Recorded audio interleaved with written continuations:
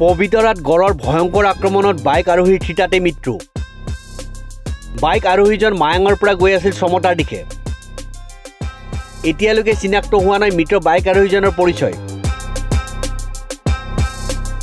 পবিতৰাত গড়ৰ ভয়ংকৰ আক্ৰমণত এগৰাকী বাইক আৰোহীৰ মৃত্যু। বাইক আৰোহীজন মায়াঙৰ পৰা সমতাৰ দিশে গৈ আছিল বুলি জানিব পৰা গৈছে। পবিতৰাৰ হাডুক বিলৰ সমীপত সংঘটিত হয় এই ঘটনা। বৰ্তমানলৈকে জানিব পৰা হোৱা নাই মৃত বাইক আৰোহীজনৰ পৰিচয়। পবিতৰাৰ পৰা হঠাৎ ওলাই অহা এটা গড়ে খেদি খেদি আক্ৰমণ কৰিছিল বাইকত গৈ থকা লোকজনক। দেওবাৰে পুৱাই 10:45 সংঘটিত হয় এই ভয়ংকৰ ঘটনাটো। মৃত লোকজনৰ বয়স 40ৰ ঊৰ্ধৰ বুলি অনুমান কৰা হৈছে। ঘটনাস্থলীত আৰক্ষী আৰু বন বিভাগৰ লোক উপস্থিত হৈ মৃতদেহটো উদ্ধাৰ কৰি মৰণোত্তৰ পৰীক্ষাৰ বাবে প্ৰেৰণ কৰিছে। মৃত বাইক আৰোহীজনৰ বাইকখনৰ নম্বৰ হৈছে AS01AU 8998।